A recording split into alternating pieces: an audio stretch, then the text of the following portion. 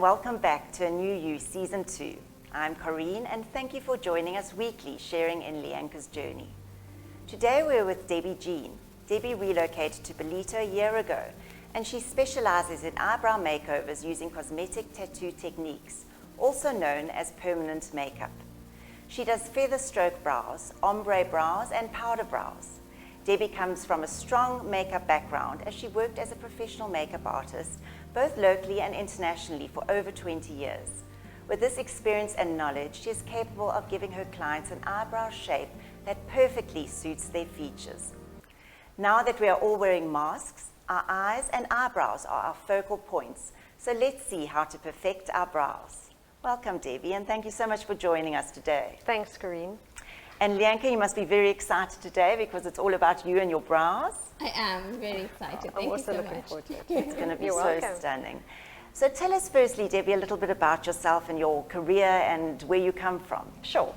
Okay, so by trade, I'm a makeup artist. I studied the art of makeup with Lianca Rossi in London in 1994.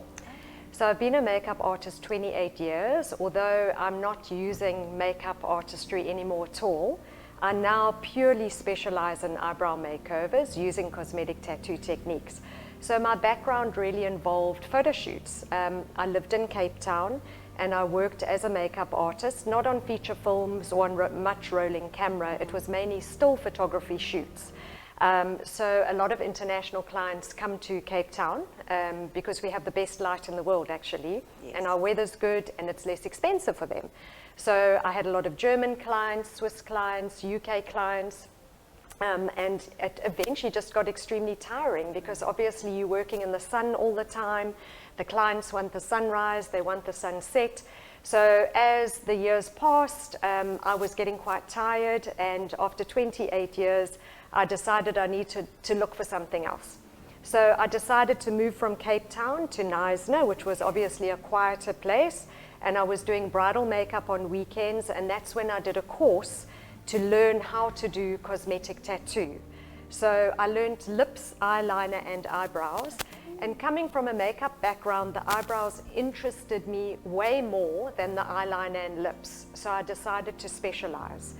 So for 8 years, I've been doing cosmetic tattoo eyebrows. Fantastic. And eyebrows are so important because they frame the face. Yeah, exactly. You know, I mean, Yeah. you must know that with your makeup artistry and all that, and now with this, I mean, it totally, once you've had your eyebrows done, you don't need maybe some mascara and a bit of lipstick, but generally Yeah. it's very, very important. Exactly, yeah.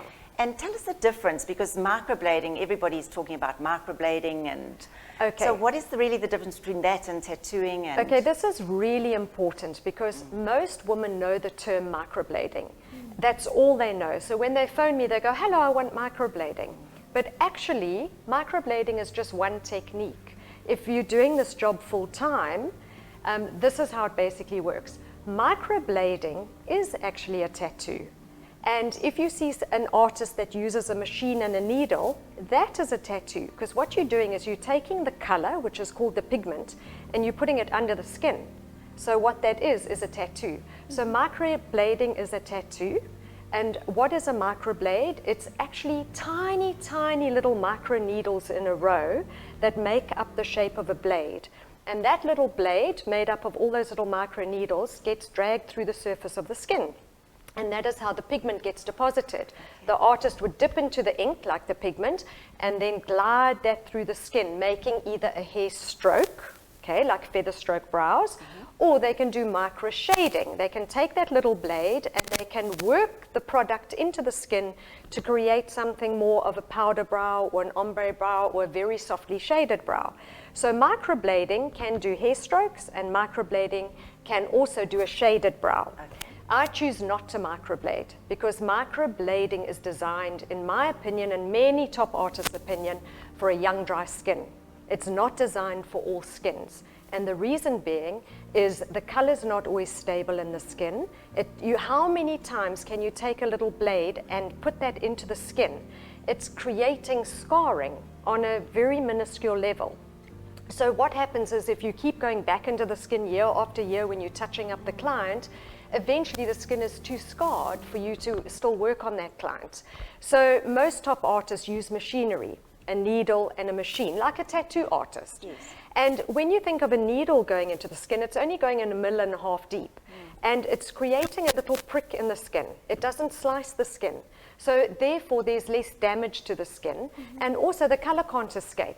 When you're slicing the skin, it parts the skin, so the color can escape with a microblade. That makes sense. Yeah, Wow. whereas with the needle, you're pricking the skin. It's harder Yes. for the color to come out because it's being poked into the skin. So there's so many reasons why so many artists don't microblade. 1 in 3 of my procedures now is a correction from microblading. Yeah, so machinists now, our biggest frustration is everybody says, hello, can I have microblading? but We it's actually a don't totally even different. microblade. Yeah, and with the machine, you can do feather strokes, you can do ombre, powder brows, very softly shaded brows.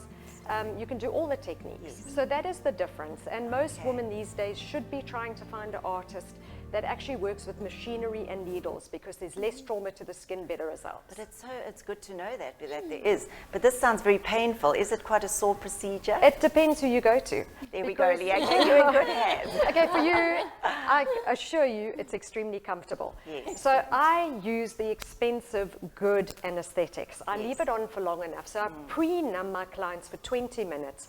I cover it with Glad wrap. That helps a lot because it warms it up and it doesn't dry Yes. out. During that 20-minute period, I chat to my client about shape, color. It's like a consultation. And then I prepare the machine and I prepare the color. So it gives that time for Yes, the to client's skin to settle, numb yes. properly. And then when I'm working, I don't use it a lot during the main procedure, but I have a liquid anesthetic that is extremely strong, and it just goes into the skin and renumbs the skin. So some artists don't use the second anesthetic, and that's when it starts to get Getting really sore sore. as it wears off. Yes, exactly. So with me, it's very comfortable, but it depends who you go to. Yes, exactly. Debbie, so tell us, what is the advantages of ladies having their eyebrows cosmetically tattooed? There's quite a few reasons why women choose to have a cosmetic tattoo procedure for brows. The one would be fading eyesight. It's very difficult if you wear glasses and you've lost most of your eyebrows to get them evenly on both sides Very every day true if you point. cannot really see. So that's one of the main reasons. And then often busy women don't have time in the morning, especially if they're a mom and that type of thing, to stand in the mirror and get their eyebrows even and fill their eyebrows in. It's just one less thing that they have to do in the morning. And then, of course, you get someone like Lianca who actually has a beautiful eyebrow. Most of her eyebrows in the right place. She has a beautiful arch, and they just want to enhance their brows to get the most out of the brow shape that they already have. Also great for sportswomen, because running, swimming, exercising, if you've drawn your eyebrows in the morning, they're obviously yes. going to melt off. Yes. Even in a hot weather, you draw Yes, your eyebrows in the morning, exactly. and by lunchtime, one's gone. So with cosmetic tattoo, the pigment, like the ink, is just underneath the skin.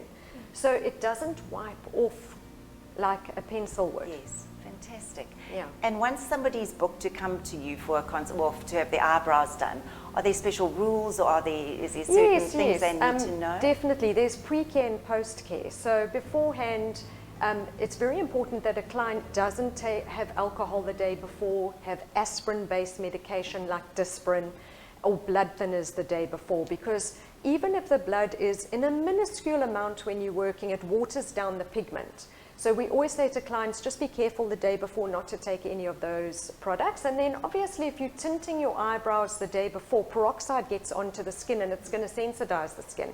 So no unusual situations for at least a week to 2 weeks before you have your eyebrows done. No face peels, no tinting the brows, that sort of thing. No heavy products over the brows like retinol A and fruit acid and that type of thing. So there's a bit of pre-care.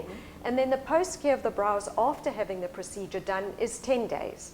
So if a client 2 days later is going to go run a marathon or do a Zumba class and they're going to perspire a lot, the pigment is only stable in the skin at 10 days. So what will happen is the pigment will actually come out of the skin. So heavy exercise is not possible for 10 days. And swimming in the sea or putting someone's head under the water in a swimming pool is not possible.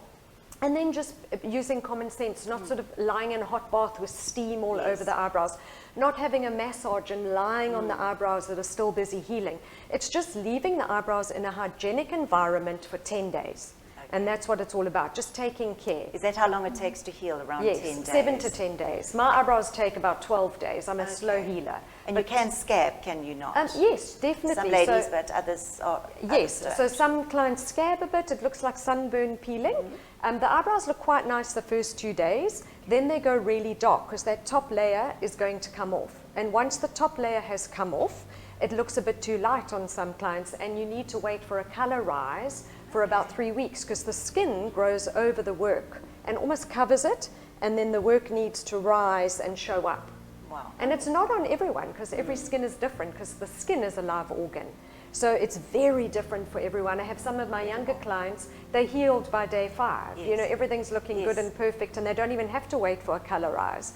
So obviously I warn my clients all of these little things, so if they have their brows done, they know what to expect as well. Wow, it's quite a procedure. Hey? You Yes, have to- yeah, and I'm quite careful with my clients because there are some artists that'll just allow a pregnant woman to come or a breastfeeding lady or someone that's on heavy medication. I always warn my clients, don't come when you're having chemo because chemo makes the system very acidic. Rather wait till your skin is in good condition 3 to 4 months after you've had your chemo. Because then the procedure is going to last better in the skin and the results will be better. So I always give all the warnings and all the little tips because it's not a cheap, you know, it's not like having your eyebrows tinted. It is a more expensive procedure. So I like to offer all the information so the clients get the most out of that procedure. And that's why it's so important, I believe, to go to somebody like yourself who's really clued up and knowledgeable, you know, and who takes so much time and effort into making the eyebrows Yeah, so no, beautiful. absolutely. Each client gets an email in advance, so they get all the pre-care, post-care. There's a list of who can't do cosmetic tattoo. There's a list of frequently asked questions, because then the client feels more empowered and equipped that when she's coming to her appointment, she knows what to expect. Exactly. And how long is the procedure? The first time and then the follow-ups? How Okay, does that so work? on a new client, it's 2 hours, and on a touch-up, it would be between an hour to an hour and a half. Oh, okay. So now tell us a little bit of a few interesting facts about cosmetic tattooing. Okay, so it doesn't last forever in the skin. A lot of people, because it was originally called permanent makeup, people think it's permanent, you have it done once, like a body tattoo, and that's that, you'll never have to do it again. The cosmetic tattoo these days is put into the skin very shallow, so it looks more real. So it doesn't look like a body tattoo or a tattoo as such. So it does wear its way out of the skin. Also, if we're using active ingredients on our skin, like retinol A and fruit acid, and we're not being careful to not get it on our brows, that sort of eats the product out the skin. Swimming in the sea a lot, chlorinated swimming pools, all of this sort of thing corrodes the pigment in the skin. So it wears it out of the skin and eventually it looks dull, so a touch-up would be required. And a lot of people think because it's permanent makeup, it's permanent, they come once. Not true. You have your main procedure, you have your touch-up within a couple of months, and then you're good to go for a year and a half, or 2 years if you're lucky, and then you will need to refresh again. So that's one very important thing. Also, it is a medical procedure, it's not a beauty procedure. So it's, you can actually pass on hepatitis. So the artist needs to know about bloodborne pathogens, how to treat your clients. All my clients lie in plastic. There's no carpeting on the floor. It's exactly like a tattoo studio. When you go and have a body tattoo, you will see everything's wrapped. They've got tiled floors, using gloves, using masks, using aprons. It's exactly like having a body tattoo. So it is a medical procedure. And I do find that some artists are not trained in that department. Oh, and then the pigment. A lot of people ask, is the pigment toxic? It's not toxic. It's non-toxic. It's made up of glycerine, distilled water, oxides, iron oxides, so some man-made coloring, some natural coloring. It's not toxic at all if the artist is choosing something of a high quality that's a premier product. Yes. Wow, well, sure. Well, you're definitely in good hands, you know, that's fantastic. And in the beginning you said, you know, you were in Cape Town, you were in Naza, and I know at the moment you're still traveling a lot to these places to do eyebrows, and now being based in Belito. Are you only based in Belito, or are you servicing the whole of KZN? Okay, so I officially live here now. Yes. So I live in Salt Rock, and my main brow studio is here in Belito. And then I travel out once a month to Hillcrest for 3 days, and once a month to Durban North for 3 days, just to service the customers in those areas. Of course, if they want to drive through to Belito because the dates don't suit them, they would be more than welcome.